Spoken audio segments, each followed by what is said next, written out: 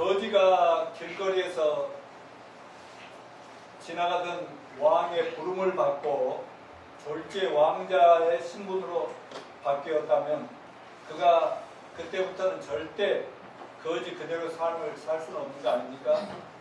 물론 아직 거지 근성이 남아있다 해도 반드시 새로운 왕궁 생활로 바뀔 수밖에 없는 것입니다.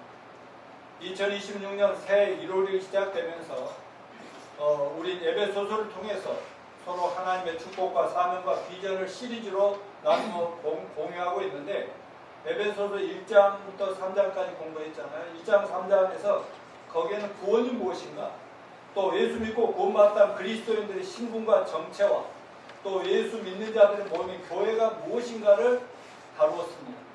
에베소 4장부터 6장까지는 구원받은 사람들의 실제적인 삶, 또한 교회는 어떻게 세워져야 하는가 하는 실제적인 면을 다루고 있습니다. 지난주 에베소 3장 설교 때 설명했듯이 사도 바울이 에베소 3장 1절에서 오늘 말씀을 쓰려고 했다가 하나님의 놀라운 교회 경영 계획인 경륜에 대한 깨달음에 너무 감동돼가지고 경륜을 또 얘기하더라고. 에베소 4장 1절에 와서서 본격적으로 쓰고 있습니다. 뭐라고 했냐? 그러므로 주 안에서 갇힌 내가 너희를 구원하는 너희가 부르심을 입은 부름에 합당하게 행하라. 즉 그것은 창세전부터 하나님 마음속에 있던 하나님의 계획 속에서 우리가 그리스도 안에 들어와 하나님의 자녀라는 특권을 누리게 되었으니 이제부터는 그 신분답게 살라 하는 말씀을 한 것입니다. 오직 예수님을 믿음으로 하나님의 최고의 걸작품인 예수님 짜리가 된 우리는 뭔가 질적으로 다른 사람 맞습니까? 하나님의 집에 소속된 사람은 뭔가 풍기는 게 다른, 믿지 않는 세상 사람과 근본적으로 다른 면이 있어야 된다는 것을 바울이 강조하고 있습니다. 특별히 우리는 구원받을 때 그리스도와 한 몸을 이룬 공동체가 되었습니다. 그리고 예수님을 만남으로 졸작품이었던 우리 인생이 최고의 걸작품으로 되었습니다. 예수님 때문에 팔자가 완전히 바뀐 예수님 짜리들은 결코 예전의 삶을 그대로 살아갈 수는 없는 것입니다. 여러분, 교회의 머리는 예수 그리스도이십니다. 아멘. 우리의 몸이 머리에 연결되어 있어서 머리에 의해서, 두뇌에 의해서 컨트롤됩니다. 뇌가 코프를 해야 코가 풀리는 거고요. 저는 때려 해야 뇌가 말하는 대로 움직이는 것이다 뜻이죠. 마찬가지로 예수 그리스도의 몸인 우리들도 머리 되시는 그리스도에 의해서, 예수님에 의해서 컨트롤됩니다. 다시 말하면 주님의 지도 아래서, 지배 아래서 우리는 교회라는 공동체를 이룬 지체들로서 이 지체들은 우리 한 사람 한 사람 독립된 것이 아니라 교회 안에서 서로 연결돼 다 같이 함께 공동체를 세워가는 것입니다. 아까 이영우 형제가 영적으로 매우 성숙한 분이라는 것은 오늘 설교 뭐 한다 말도 안 했거든요. 그런데 막 공동체 하고 내려갑니다. 이것이 오늘 본문 에베소 4장 1절부터 16절에 사는 것이 바로 교회는 하나된 공동체다 이 뜻이라는 거예요.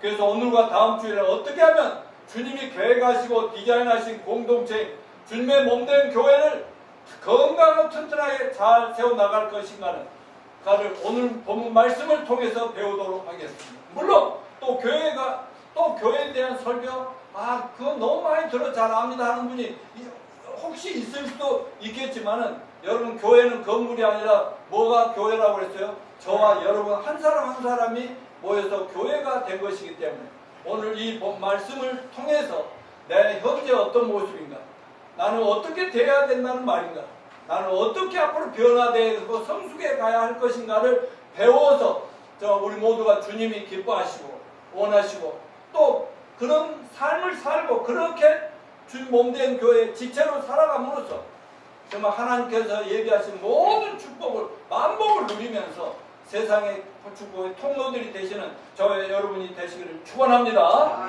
자, 먼저 교회는 모든 성도가 한 몸된 공동체임을 깨달아야 하겠습니다. 성경은 누구나 구원받는 순간부터 믿는 자는 한 몸을 이룬 공동체라고 말씀합니다. 다 같이 에베소 4장 3, 6절 읽읍시다. 시작. 평안에 매는 줄로 성령이 하나 되게 하신 걸 힘써 지켜라. 몸이 하나요 성령도 한 분이시니 이와 같이 너희가 부르심의 한 소망 안에서 부르심을 받았느니라. 주도 한 분이시오 믿음도 하나요 심려도 하나요 하나님도 한 분이시니 곧 만유의 아버지시라. 만유에 계시고 만유를 통일하시고 만유 가운데 계시다. 자세히 말씀을 묵상하면서 읽어요. 시작. 에베소 1장 13절 22절. 이제는 멀리 있던 너희가 그리스도 예수 안에서 그리스도의 피로 가까워졌느니라.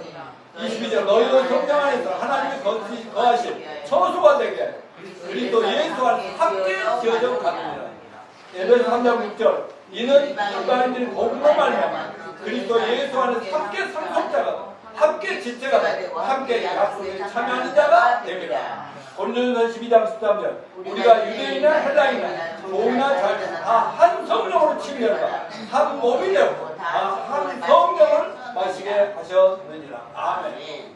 자, 우리가 예수님의 영접과 구원받는 순간 우리는 어떠한 인간적인 세상적인 차별도 없이 예수님 안에 있게 되었고 예수 안에 들어온 우리는 더 이상 혼자가 아니라 그리스도의 몸에 붙은 지체들로 함께 자라가야 될 공동체라고 이 모든 말씀이 강조하고 있습니다. 예수 믿기 전 내 신분이 사장이었던 회장이든 말단이든 박사든 교수든 무식자든 부자든 가난뱅이든 악당이든 경찰서장이든 더 이상 차별 없는 하나님의 자녀들로 거듭남으로 우리는 모두가 한 몸인 교회 공동체 일원이 된 것을 믿으시길 바랍니다. 교회가 크든 작든 교회 안에서 한 몸으로 기능을 발휘합니다. 그러므로 그리스도의 몸인 교회란 교회 건물이 아니라 예수 그리스도에 속한 지체들의 공동체라는 말씀입니다. 우리가 각자가 따로따로 노는 것이 아니라 한 운명으로 서로 연결되어 움직이는 한 몸이라는 사실을 잊지 마시길 바랍니다. 그렇기 때문에 바울은 교회 하나됨에 대하여 계속 에베소서에 강조하고 있어요. 제가 확실한 증인인데 늘 말씀드리는 1979년 4월 10일에 주님을 만나고 구원받고 나니까 누가 교회에서 목사가 이래라 저래라 아니라 그냥 예수님 영접하고 구원받고 성령이 임해버리니까 그냥 주님이 내 주인이다.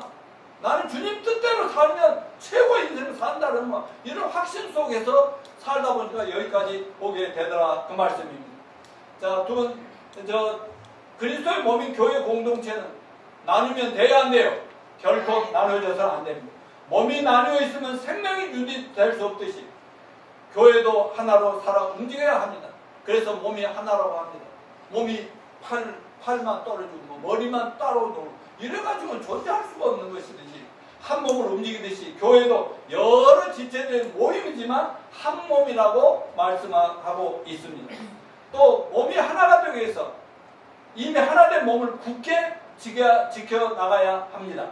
오늘 본문 에베소 4장 3, 4절, 13절을 또 읽어보겠습니다. 평안의 맨 줄로 성령의 하나 되게 하심을 힘써 지켜라. 몸이 하나요 성령도 한 분이시 이와 같이 너희가 부르심의 한 소망 안에서 부르심을 받았느니라. 우리가 다 하나님의 아들 믿는 거 아는 일은 하나가 되어 온전한 사람이고 그리스도의 장사한 분량 충만한 데까지 이르리니 라고 공고하고 있습니다. 다시 말하면 하나가 되려고 애쓸 필요가 없이 이미 구원받으면서 하나가 됐으니까 힘써 한 몸을 이루려고 지키려고 애쓰면 된다. 이미 하나된 교회를 분열시키고 찌질한 악한 세력의 노력은 어느 시대에나 항상 있어 왔어요. 에덴 동산에서부터 있어 왔어요. 그리고 지금도 보이지 않지만 실제 존재하는 사탄 마귀는 교회를 타락시키고 분열시키고 멸망시키기 위해서 호시탄탄 쉼없이 노리고 공격하고 있습니다. 우리도 모르는 사이에 나의 육신적인 말 한마디가 행동 하나가 교회를 분열시키는 결과가 있음을 또한 사실입니다. 조심해야 되지 않겠습니까? 그러므로 우리 모두 이미 구원받음으로 하나된 교회를 내가 지키려고 주의하고 노력할 때 그야말로 교회는 건강한 몸, 튼튼한 몸으로 점점 자라게 되는 것입니다. 그게 바로 참된 교회의 모습입니다. 그런다면 성령의 하나 되신 걸 힘써 지키려면 어떻게 해야 할까요? 에베소 4장 1절로 3절 또 같이 읽습니다. 시작! 그러므로 주 안에서 같은 내가 너희를 구하노니 너희가 부르심을 받은 일에 합당하게 해야 모든 겸손과 온유로 하고 모든 오래 참과 사랑 가운데 서로 용납하고 평안의 맹 줄로 성령의 하나 되기를 힘써 지켜라! 사도 바울은 우리가 예수님의 생명을 소유한 우리들이니까 누구를 닮아가야 된다고 했어요? 예수님을 닮아가도록 힘써야 된다고 강조하는데, 즉 우리는 예수님처럼 겸손해야 합니다. 온유해야 됩니다. 오래 참아야 되고요. 사랑하고 서로 용서하고 용납하고요. 하나님 아들 믿는 것 아는 일에 모두가 하나가 되려고 힘써야 된다. 그래서 모든 교회 공동체 구성원들은 교회 내 인간관계에서 자신의 태도나 자세에 늘 성찰하고 조심하면서 사람의 인격이 변화되어 갑니다. 난 나의 다듬어지지 않고 절제되지 않은 부주의한 태도 하나가 교회 공동체를 허물어뜨리고 상처를 낼 수가 있습니다. 그러므로 자신의 성품, 인격, 평소의 자세나 태도에서 점점 금년에 더 성숙한 모습으로 성장하시기를 축원합니다. 교회 분열사를 또 잠깐 생각해보지 않을 수가 없었어요. 교회 하나 공동체인데 사탄 계속 분열시키려고 해요. 예수님이 2000년 이 땅에 오셔서 십자가에 죽으시고 부활하시고 하늘로 승천하셔서 올라가신 열흘 만에 성령을 부어주시므로 몇 명 예수님 떠나니까 너무 비참해하는 제자들 몇 명이 모여 있었는데 그들에 의해서 온 복음이 막 예루살렘, 온 유대야, 사마리아 막 이렇게 아시아로 유럽으로 확산돼 갔는데 그 당시 세계 최고의 제국이 로마 제국 아닙니까? 근데 복음이 성도들이 막 그 로마 제국까지 들어가서 복음을 전하는 거예요. 그래 막 사람들이 변화돼 갑니다. 장군들도 변화되고 영화 보면 그런 게 있죠. 그러니까 황제가 가만히 들어보니까 예수 믿는 이상한 인간들이 막 나타나가지고 우리 국민들을 막 이렇게 유혹한다는 거예요. 그런데 예수라는 왕이 따로 있다는 거예요. 왕중왕이라는. 아니 왕은 자기가 세계 최고의 왕인데 다른. 그래서 잡아들여 하고 막 포박도 하고 막 고문도 하고 학살도 시키고 죽이고 그래도 안 돼. 그러든 말든 막 계속 로마인들이 막 예수님을 믿고 변화되는 거예요. 그래서 서기 313년에 로마 황제가 그래 다른 방법이 없구나.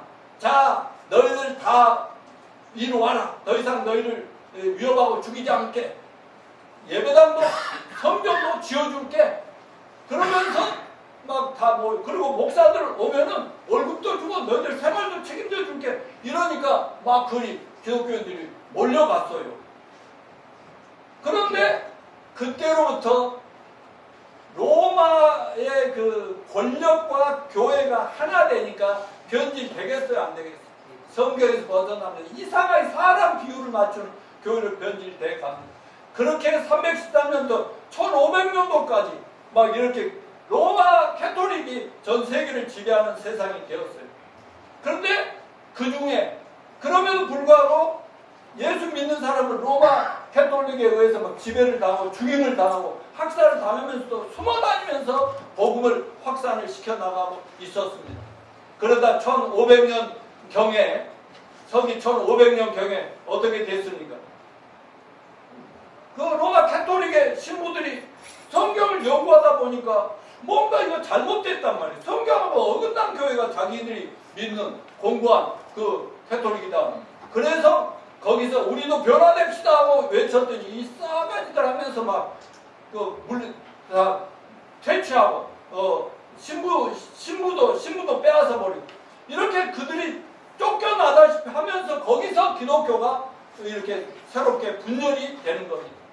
그러면서 거기서부터 기독교가 분열되고 교회도 여러 가지로 장로교 감리교 막 성결교 또 캐톨릭도 막 거기서 나온 신부들에 의해서 성공회로 이런 식으로 분리되었습니다. 사소한 견해 차이로 신학적 입장에서 성경 해석 차이로 중요한 교리들 예를 들면 구원론, 성서론, 종말론 이런 것들 차이로 전통적인 차이로 가장 심각한 건 교회들이 성경을 벗어나면서 교회 본질이 변화되고 분열되고 그래서 기독교를 빙자한 사이비 기독교 이단들 사이비들도 엄청 많아졌습니다. 그래서 이런 웃기는 얘기가 있다. 한국에서는 그리스도와 예수가 싸운다. 나는 예수교다. 나는 그리스도교다.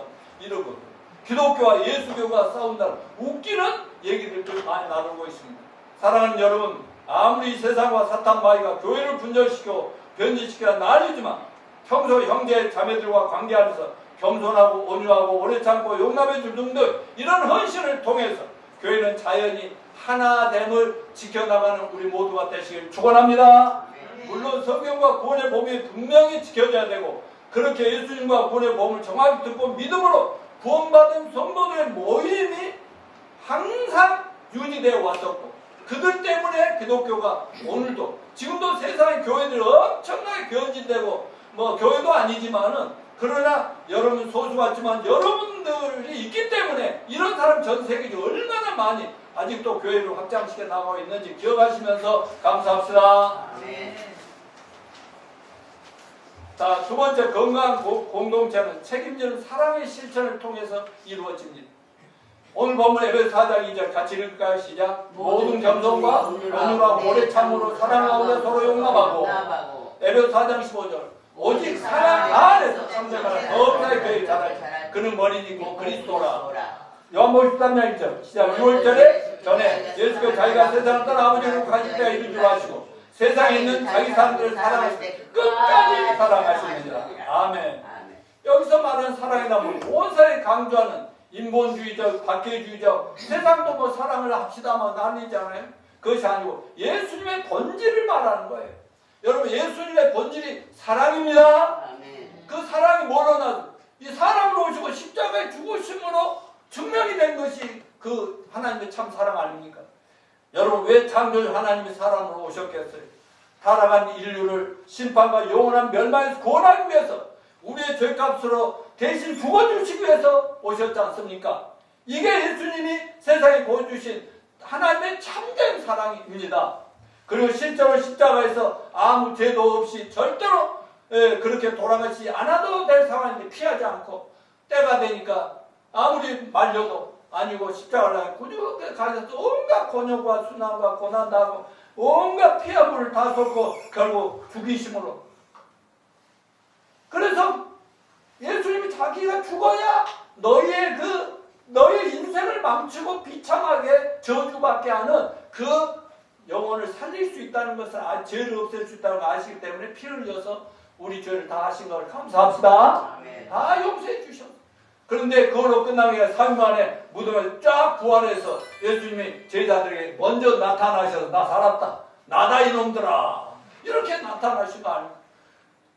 여러분 이게 그것 때문에 우리가 그때부터 참 주저주저하고 또 예수님 돌아가시자마자 이럴까 저럴까 하다가 막 자기 원래대로 돌아가려고 했는데 예수님 그렇게 등장하시니까 그때부터는 제자들이 완전히 성령 충만 받아고 목숨을 걸고 예수님을 전하고 복음을 전해서 여기까지 온 거 아니겠습니까? 아멘. 예수님 말씀하시고 본보이신 사랑의 실천은 요한복음 13장 34, 35절을 보면 나옵니다. 시작. 새 계명을 너희에게 주노니 서로 사랑. 내가 너희를 사랑하지 너희도 서로 사랑. 너희가 서로 사랑하면 이로써 모든 사람이 너희가 내 제자인 줄 알리라. 사랑하는 여러분, 예수님이 제자인 우리가 열심히 기도만 하면 너희가 내 제자인 줄 알 거라고 하셨나요? 아니요. 혹시 열심히 교회 출석하고 열심히 교회 행사에 참여 열심히 교회 안팎에서 봉사할 때 사람들을 보고 너희 예수님 제자구나 이렇게 알아준다고요? 아니요. 예수님은 오직 우리가 서로 사랑을 할 때 도저히 사랑할 수 있는 인간들끼리 하나가 되어 서로 사랑할 때 예수님의 제자임이 밝혀질 거라고 말씀했습니다. 오직 예수 믿고 하나님 자녀들로 거듭난 성도들이 누구의 강요에 의해서가 아니라 스스로 교회의 뭉침으로 교회가 사랑의 공동체가 되는 것입니다. 이건 세상이 절대로 줄 수 없는 하나님의 사랑이요 예수님이 우리 인류에게 우리에게 보여주신 참 사랑임을 감사합시다. 주님이 말씀하신 서로 사랑해야 할 사랑은 추상적인 것이 아닙니다. 오늘날 사랑합시다 하는 구호는 많이 외치지만 정말 참 사랑이 뭔지 혼돈되는 세상에 이 세상 모든 성도들 사랑하자는 것도 좋지만 우선 지역 교회에 대해서 교회에 소속된 소수의 사람들이 정말 피부로 느낄 수 있는 사랑을 나누고 있느냐가 문제입니다. 제 경험으로 구원받고 나니 예수님을 만나고 나니까 그리고 정말 전 세계를 많이 돌아다녀 봤는데 어딜 가서 전도하려고요. 외국인들 얘기 안 하다가 예수 믿는데요. 와 그래? 그러면 그렇게 반갑고 막 악수하고 막 형제 나중에 천국에서 꼭 만나야 돼. 야 이마 죄는 용서 받았나 해갖고 아니면 거기서 막 그 간단하게 풀어주고 말이에요. 이렇게 되니까 그러니까 전 세계에 우리가 한 번도 본 적이 없지만 예수쟁이들이 만나면 그렇게 하나 금방 될 수밖에 없단 말이에요. 그렇지만 한 공동체 소속인 크리스찬들이 그 안에서 얼마나 평소에 사랑을 나누고 사느냐 이게 가장 중요한 것입니다. 자 그럼 우리는 어떤 사랑을 해야 됩니까? 요한복음 13장 34절 시작. 새 계명을 너희에게 주노니 서로 사랑하라. 내가 너희를 사랑하지 너희도 서로 사랑하라. 예수님이 우리를 사랑하듯이 똑같은 사랑으로 형제 자매들을 사랑하시라는 예수님의 명령입니다. 우리가 예수님의 제자들을 사랑하시 그 사랑으로 교회 속한 형제 자매들을 서로 사랑해야 합니다. 그러므로 그런 사랑이 아닌 것은 예수 그리스도의 사랑이 될 수가 없어요. 예수님의 사랑은 한마디로 자기 사람들을 끝까지 사랑하시는 겁니다. 요한복음 13장 1절에 6월절 전에 예수께서 자기가 세상을 떠나 아버지 께로 돌아갈 때 이런 줄 알고 세상에 있는 자기 사람들을 사랑하실 때 어떻게 했다고요? 끝까지 사랑하신다. 끝까지 사랑한다는 것이 무슨 말이겠어요? 끝까지 책임지는 것이 끝까지 사랑은 끝까지 책임지는 예수님의 사랑은 그냥 잘해주는 사랑이 아니라 끝까지 평생도록 책임지는 그런 사랑을 우리가 받은 걸 너무나 감사합시다. 자, 예수님의 책임지는 사랑의 세 가지 모습을 간단히 보면 첫째 뭡니까? 섬기는 것. 섬긴다는 말은 필요를 채워주고 니즈, 사람의 필요가 여러 가지 영적인 것부터 세상적인 게 채워주는 거예요. 용납하는 것, 나에게 잘못한 사람 용서하고 용납에 받아주고 한 번 삐지면 막 서로 이렇게 하는데 금방 화해하고 또 그 다음 오래 참고 끝까지 믿어주는 것. 예를 들면 이 세상 가장 끝까지 책임지는 관계는 부모와 자식 관계 아니겠습니까? 부모들은 자기 자식들 끝까지 섬깁니다. 끝까지 용서하고 용납합니다. 오래 참아주고 끝까지 믿어줍니다. 자기 자식을 끝까지 책임지는 이것이 부모들의 기본입니다. 심지어 양치는 목자들은 그 짐승 양 한 마리도 그렇게 책임집니다. 요즘 이 개들을 데리고 사는 집이 막 천만 인구가 막 넘어진다고 해요. 근데 요즘은 갖다가 개 병원에 맡겨놓고 나타나지도 않고 전화도 안 받아 버리는 사람들도 있대. 끝까지 책임지 않으려면 뭐하러 그런 짓을. 그래서 나는 책임 못 지니까 안 하고 있어요. 여러분 군대에서 상관은 보통 부하들을 훈련시킬 때 끝까지 책임질 각오를 하면서 훈련도 시킵니다. 그럼 누구를 책임진다는 것은 그 사람 사이에 사랑의 관계가 있다는 것을 얘기하고 있어요. 그 누구보다도 우리의 금생과 내세까지 영원토록 책임지시는 분은 예수 그리스도이십니다. 예수님께서 자신의 목숨을 희생할 뿐 아니라 장사된 지 사흘 만에 부활하심으로 구원할 우리들 끝까지 영원토록 책임지십니다. 아멘입니까? 아멘. 자, 십자가 죽으시면 우리 죄 때문에 잃어버린 하나님과 천국과 영생 복락을 채워주셨습니다. 그러면 우리의 모든 죄를 영단번에 십자가 표로 속죄하셨습니다. 여러분이 끝까지 기다리면서 우리가 회개하고 예수를 믿게 하셔서 하나님의 자녀로 삼아주셨고 우리가 이 세상을 마치는 그날까지 우리 헌신만 책임지는 게 아니라 죽는 순간부터 영원토록 책임지시는 주님인 것을 우리 믿으시길 바랍니다. 바로 이런 사랑을 받은 사람들에게 예수는 내가 너희를 사랑한 것 같이 너희도 서로 사랑하라고 명령하셨습니다. 여기서 너희라는 것 온 인류를 사랑하고 사랑은 대한민국 국민 여러분 뭐 헐벗고 굶주린 북한동포 여러분 이런 이 소리가 중요한 것이 아니라 물론 그들도 우리가 사랑하고 품고 인류를 구원해주고 우리 민족을 구원해주고 말을 하지만 여기서 우선 예수님의 제자 적어도 한 공동체로 예수님과 운명을 함께했던 지체들을 가리키는 것입니다. 그러므로 오늘 제가 강조하는 예수님의 참사랑은 오늘날 개교회 그 교회 안에서 공동체 성도들 사이에 사랑이 좀 진실한 사랑으로 예수님 사랑으로 점점점 더 하나 돼야 한다는 것을 강조하고 있습니다. 지역교회 안에서 예수님의 수준에 서로 책임지는 사랑 관계가 나타날 주위 사람들이 우리를 보고 예수님의 실체를 알게 되고 또 우리를 향해 저들이 참 예수님의 제자들인다면 참 뭔가 달라도 다르구나 이렇게 인정을 받으면서 주님께 돌아오는 기회가 생긴다는 것입니다. 그런데 꼭 이런 얘기를 하면은 사랑에 대해 오해하는 사람도 있죠. 왜 나를 사랑해 주지 않냐? 너는 기독교인이면서 사랑을 요구하고 사랑해달라고 떼쓰고 추하고 유치한 모습의 그런 기독교인들이 있어요. 성경은 내가 그렇게 사랑을 나누어줘야 된다고 했지 누가 나에게 어떻게 해주지 않나 이것에 관심 가지는 것이 아니었어요. 우리 모두 각자가 먼저 내 지체에 대한 내 형제에 대한 내가 더 잘해주지 못한 걸 미안하고 어떻게 하면 더 그 많은 사랑을 보여줄 수 있나 이렇게 생각하는 것이 크리스찬으로 정상이라는 것입니다. 아멘요. 주님의 사랑은 내가 남을 사랑하는 것이며 사랑을 받지 못했다고 시험에 들어 누구를 판단하고 시비하고 이런 건 큰 문제입니다. 이런 사람은 실질적인 관계 속에 생겨나므로 그 구호가 말이 중요한 게 아니라 구체적인 사랑이어야 하는 겁니다. 그러므로 예수 믿는 우리가 교회 안에서 보여줘야 할 사랑은 수많은 다수의 사람들보다 먼저 소수의 관계 속에서 싹터가지고 이게 옆으로 확산돼 가야 하는 것입니다. 그렇기 때문에 예수님은 그저 닥치는 대로 수백 명, 수천 명, 수만 명, 수십만 명을 사람들이 몰려와도 그들을 사랑한 것이 아니에요. 물론 그들을 사랑해서 오셨죠. 그러나 예수님은 전도와 제자 삼는 사역에 주로 12명만 데리고 3년 반을 같이 살면서 구체적으로 사랑의 뭔지를 보여주셨고 제자들의 사랑을 직접 체험하게 해주셨지 않습니까? 그래서 혼자서 예수님이 전 세계를 다 하시겠다는 게 아니라 제자 우리들을 불러서 훈련해가지고 우리들 통해서 그 큰 일을 계속 하시면서 지금까지 확산하고 계시지 않습니까? 여러분 여기서 예수님의 전략은 소수 집중이었습니다. 아울러 예수님의 훈련은 언제나 소수 집중을 통해 재생산과 배가 번식과 확산을 통해서 전 인류가 예수님을 믿음으로 하나님 아버지께 돌아온 걸 목표로 삼으셨던 것입니다.